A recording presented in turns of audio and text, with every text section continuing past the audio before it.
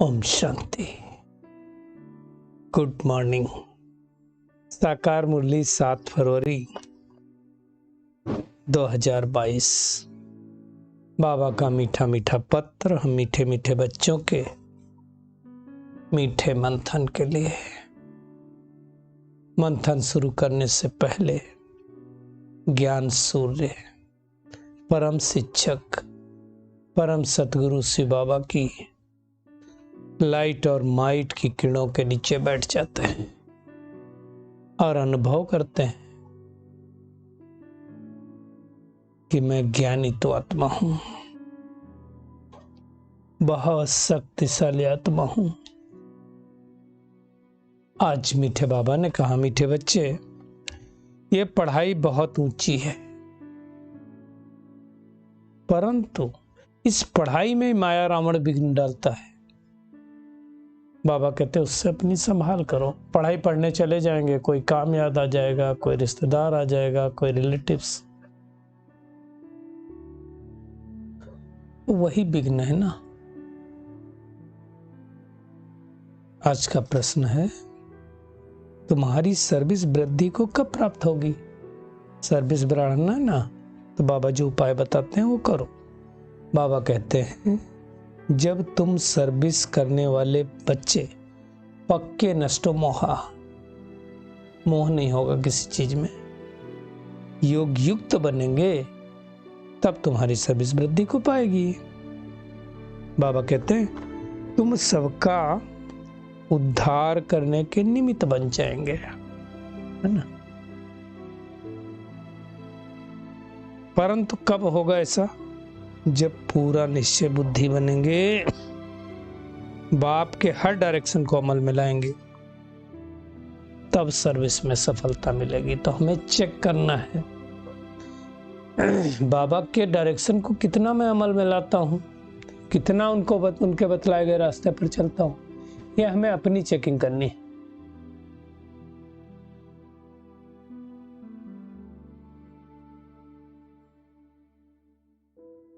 तब सर्विस में सफलता मिलेगी, ऐसे नहीं मिलेगी। आज का गीत है, मैं एक नन्हा सा बच्चा हूं, भगवान का बच्चा हूं ना। बाबा जब इस सृष्टि पर आते हैं तो छोटे छोटे बच्चों को ही समझाते हैं। बाबा कहते हैं वैसे तो कोई छोटे हैं, कोई मीडियम है, कोई बड़े। बड़े किसको कहा जाता है और छोटे किसको कहा जाता है, मीडियम किसको कहा जाता है, इसको समझना है अच्छी तरह से। बड़ा उनको कहा जाता है जो ज्ञान को अच्छी रीत समझ और समझा सकते हैं। बाकी शरीर की बात नहीं है, कोई आयु की बात नहीं है, कितने दिन से ज्ञान में चल रहे हैं उसकी भी बात नहीं है। बाबा कहते जो नहीं समझा सकते उनको छोटे बच्चे कहा जाता है। छोटा बच्चा तो फिर पद भी छोटा, ये तो समझने की बात है कि नहीं। तो हमें छोटे बच्चे नहीं बनना, बड़े बच्चे बनना है। बाबा कहते हैं मनुष्य पानी में स्नान करते हैं, कुंभ मेला मनाते हैं। कुंभ माना क्या है? आज बाबा ने बतलाया, संगम। संगम का मेला तो है ही एक बड़े से बड़ा मेला, जिसको ज्ञान सागर अर्थात परमात्मा शिव और ज्ञान नदियां अर्थात बहनें, हम भाई जो ज्ञान में चलते हैं, इनका मेला कहा जाता है। पानी की नदियां तो कितनी हैं, वो सब जाकर के सागर में ही मिलती है ना, उनका इतना मेला नहीं होता है। मेला किस पर लगता है? ब्रह्मपुत्र नदी जो बड़ी है, गलगत्ते की तरफ है, सागर में जाकर के मिलती है ना। ऐसे तो बहुत नदियां हैं, गंगा, सरस्वती, है ना, जो सागर में जाती हैं। फिर नदियों से तालाब आदि बनते हैं। तो ज्ञान सागर शिव बाबा, ब्रह्मपुत्र नदी, दोनों का संगम होता है ना। ते ब्रह्मा भी ज्ञान नदी ठहरी ना, इनका और ज्ञान सागर का मेला लगता है। ये सब समझने की बातें हैं। ब्रह्मपुत्र तो बहुत बड़ी नदी है ना, तो पहले ये निकलती है ज्ञान सागर शिव बाबा से, फिर अनेक और नदियां निकलती हैं। ये देखिए कितनी समझने की बात है, कितनी बाबा कोई रीत से समझाता है। बाबा कहते हैं मनुष्य देखो कुंभ के मेले पर जाते हैं, वहां जाकर के स्नान करते हैं। कुछ होता है क्या उससे? यहां यानी मधुबन में जाकर के कितनी ज्ञान गंगाएं ज्ञान सागर से मिलती है। अब बाबा कहते हैं जो रोज स्नान करते हैं, है ना, उनसे कौन बचाए? मतलब उसमें तो कच्छ मच्छ भी अवतार स्नान करते हैं, तो ऐसा तो है नहीं कि उसमें स्नान करने से पाप खत्म हो जाते हैं। बाबा कहते हैं स्नान करते ही करते तो तुम और कंगाल बन गए। तीर्थों पर मनुष्य जाते हैं, कितना खर्चा करते हैं, यहाँ तो कोई खर्चे की बात ही नहीं है। सिर्फ बाबा हमें नॉलेज देता है। कौन सी नॉलेज? मन मना भाव की नॉलेज। बाबा कहते हैं मुझे याद करो तो ये अग्नि से तुम्हारे विकर्म विनाश हो जाएंगे और तुम पावन बन जाएंगे। पानी के स्नान से कोई पावन बन नहीं सकता। ये सब समझने की बात है। ज्ञान से सदगति होती है ना। फिर 21 जन्मों के लिए हमें सदगति मिलती है। फिर जब रावण राज जाता है तो फिर से दुर्गति प्रारंभ हो जाती है। आत्मा ही सतो प्रधान रजो तमो बनती है। ये नया कोई थोड़ी समझ सकता है इन बातों में। और बाबा भी कहता है हम बच्चों के आगे ही आते हैं। ये तो मां गुप्त हो गई। ब्रह्मा बाबा कहते हैं किसी से मेले का उद्घाटन कराते हो, उनको भी थोड़ा समझा करके बाबा कहते तब उद्घाटन कराना चाहिए, है ना। तो उनको समझ में आएगा संस्था कितनी अच्छी है, मनुष्य देवता बनाने वाली है। बाबा ने शिकायत की, परंतु इतना कोई समझाते नहीं ना। किसकी बुद्धि में बैठा। अब कोई बड़ा अधिकारी आता है ना, तो सुनना भी नहीं चाहते। बाबा कहते देखो प्रदर्शनी में हजारों की संख्या में आते हैं, लेकिन निकलते 5-7 हैं। इसलिए गाया जाता है कोटों में कोई। मेला आदि करो तो भी 5-6 निकलते हैं। तो बाबा कहते हैं नहीं तो मुश्किल ही कोई आता है। अक्सर करके बाबा कहते हैं पुराने ही आते रहते हैं। कहीं मेला उला करो ना तो बाबा के जो पुराने बच्चे वो ज्यादा दिखाई देते हैं। इसलिए बाबा ने कहा उसमें भी कोई को आधा निश्चय, कोई को चौथा और कोई को 10% निश्चय होता है। मेला लगाया है, बहन ने कहा है तो जाना ही है। निश्चय तो सबका अलग अलग। हम निश्चय बगैर तो जो रोज जाते हैं वो निश्चय वाले तो ही है ना। बाबा कहते हैं यहाँ तो संशय बुद्धि भी बैठ जाते हैं। एग्जाम पास करना है तो पढ़ाई तो करना पड़ेगा ना। बगैर पढ़ाई के तो हम एग्जाम पास तो हो ही नहीं सकते ना। ये बहुत ऊंची पढ़ाई है और इस पढ़ाई में ही माया रावण विघ्न डालती है। इसलिए हमें बहुत खबरदार रहना है। बाबा कहते हैं ये वंडरफुल स्कूल है। तुम्हारा यादगार भी क्या है? दिलवाड़ा मंदिर, जहां नीचे तपस्या और ऊपर स्वर्ग। जगत अम्बा जगत पिता उनके बच्चों की वो जड़ यादगार है ना। बाबा कहते हैं अभी यहाँ जगत अम्बा जगत पिता चैतन्य में आए। 5000 वर्ष के बाद फिर वही एक्ट होगी। ये सब समझने की बातें है। यादगार किसका बनाया जाता है? जो हो कर गए। तो सबसे पहले शिव बाबा का बनाया जाता है, फिर ब्रह्मा विष्णु शंकर का बनाया जाता है, फिर राम सीता श्री कृष्ण सबका बनाया जाता है। अब ये समझने की बात है। इसका मतलब पानी की नदियां कोई गुरु नहीं हो सकती। ये सच्चा सच्चा ज्ञान है जिससे हमें सदगति मिलती है ना।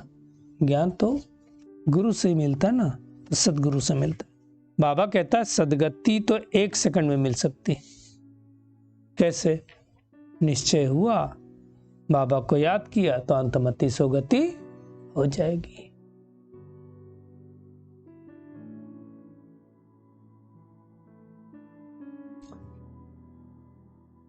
और जितना याद करेंगे, जितना योग अग्नि पावरफुल होगी, उतना विकर्म विनाश होंगे और उतना एवर हेल्दी और वेल्दी बनते जाएंगे। बाबा कहते हैं स्वर्ग स्थापन करने वाला मैं ही हूं, दूसरा कोई नहीं है। तो जितना हम बाबा को याद करेंगे, जितना सुदर्शन चक्र को फिराएंगे, उतना चक्रवर्ती राजा बनते जाएंगे। बस बाप और बस से को याद करना है। इसके अलावा और सदगति पाने का कोई रास्ता नहीं है। बाबा कहते तुम योग युक्त होंगे तो सर्विस भी बहुत अच्छी करेंगे, लेकिन उसके लिए क्या चाहिए? नष्टो मोह। बाबा ने कहा जो अच्छी योगिन होगी ना बहुत अच्छी सर्विस कर सके, मतलब योग पे ही सारा मदार है ना। बाबा बहुत सहज तरीका बताते हैं, फिर भी कोई कोई बच्चे बाबा को लिखते हैं कृपा करो बाबा शक्ति दो। अब भगवान तो सब समझ जाता है कि भगत बुद्धि, मांगना नहीं है हमको कुछ बाबा से, लेना है। हम अधिकारी बच्चे हैं, बाबा के सम्मुख बैठ करके ज्ञान गुण शक्ति सपने में भरनी। सागर है, अब सागर के किनारे जा करके पानी चाहिए हमको 1 बाल्टी, तो क्या हम मांगेंगे? भर लो। ऐसे ही है, ज्ञान सागर के सम्मुख बैठ करके अपनी झोली भरनी है। ये सब समझने की बात है। बाबा कहते हैं अभी तुम ब्रह्मा कुमार कुमारियां बनते हो, फिर क्या बनेंगे? दैवी कुमार कुमारियां बनेंगे, कभी विष्णु कुमार, है ना, अलग अलग जन्म लेते रहते हैं। अभी हम ईश्वरीय कुमार हैं। ये सबसे बड़ी नशे की बात है। ईश्वर के बच्चे ईश्वरीय कुमार कहलाएंगे ना, जैसे राजकुमार मतलब राजा के बच्चे, वैसे ईश्वर के बच्चे ईश्वरीय कुमार। तो कितना ज्यादा बाबा सम्मान दे रहा है हमें।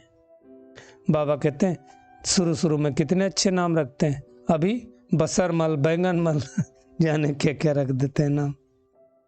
सतयुग में ऐसे नाम नहीं होते। बाबा ने भी तो बहुत अच्छे अच्छे नाम दिए थे, फिर कोई छोड़ के चले गए, इसलिए बाबा ने बंद कर दिया। बाबा कहते हैं तुम्हारी सौदागिरी भी बड़ी बेहद की है, बड़ा सौदा करेंगे तो बड़ा पद मिलेगा 21 जन्मों के लिए। वैसे देखा जाता है मोस्टली तो अबलाएं ही अच्छा पद पाती, आती भी जाता है, माताएं ज्यादा आती हैं, है ना। वैसे तो मेल फीमेल कोई भी कितना भी पद पा सकता है, पुरुषार्थ के ऊपर डिपेंड है।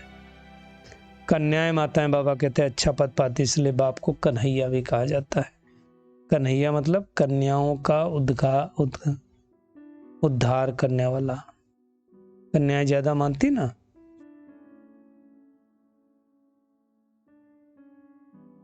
तो ये सब समझाने की बात है, बाबा के अलावा तो कोई समझा नहीं सकता ना। तो मुख्य बात बाबा ने कहा सदगति तुम्हारी होगी ज्ञान से, पानी से सदगति नहीं हो सकती। तो आज सारा दिन क्या करना है? बाबा से पूरा वर्षा लेना ना, तो जो भी मेरे मेरे में मत है से छोड़ देना, नष्टो मोह बन जाता है, बन जाना है। लौकिक नशे वर्षे का कोई नशा नहीं, पूरा निश्चय बुद्धि बनना है, किसी बात में संशय नहीं बनना है, पक्के नष्टो मोह योग युक्त होकर के रहना है। ज्ञान धन में साहूकार बन करके बाबा का नाम पुवाला करना और उसके लिए पूरी सेवा करनी है। बाबा का खूबसूरत वरदान है, दुआओं के रॉकेट द्वारा तीव्र गति से उड़ने वाले विघ्न प्रूफ भव।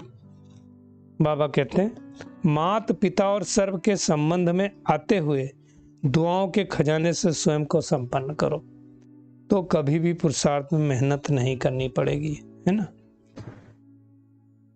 अब देखो हम माता पिता अर्थात शिव बाबा ब्रह्मा बाबा उनके संपर्क में आ रहे हैं, सेवा करेंगे तो उनकी भी दुआएं मिलेंगी, जो बड़े वरिष्ठ भाई बहन हैं उनकी भी दुआएं मिलेंगी। आप घर में ही देखो, लौकिक घर में जो बच्चे बहुत अच्छा करते हैं और जिनको माता पिता की दुआएं मिलती हैं, उनके साथ कोई अनहोनी नहीं होती है। बाबा कहते हैं जैसे साइंस में सबसे तीव्र गति किसकी होती है? रॉकेट की। ऐसे संगम युग पर सबसे तीव्र गति से आगे उड़ने का यंत्र अथवा उससे भी श्रेष्ठ रॉकेट सबकी दुआएं हैं। तो दुआएं इकट्ठा करो, जिसे कोई भी विघ्न जरा भी स्पर्श नहीं कर सकता है। बाबा कहते हैं इससे विघ्न प्रूफ बन जाएंगे, युद्ध नहीं करनी पड़ेगी। तो हमें क्या करना है? दुआएं जमा करनी। दुआएं कैसे जमा करेंगे? आपने किसी के प्रति शुभभावना शुभकामना रखा, अच्छा सोचा, सामने वाले ने कहा आप तो बहुत अच्छे हो, तो दुआएं मिल गई। तो दुआएं हमें कमानी है, युद्ध नहीं करनी है।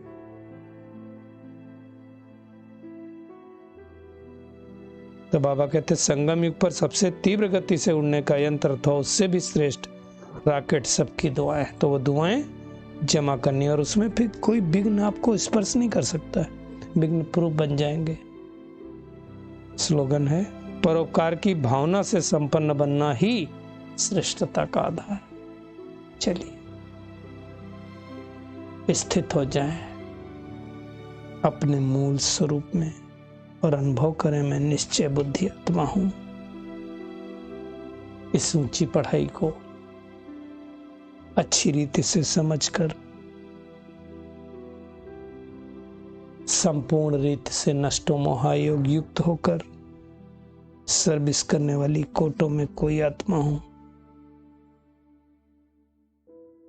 मैं अनेक आत्माओं की दुआ जमा करने वाली, तीव्र गति से उड़ने वाली विघ्न प्रूफ आत्मा हूं।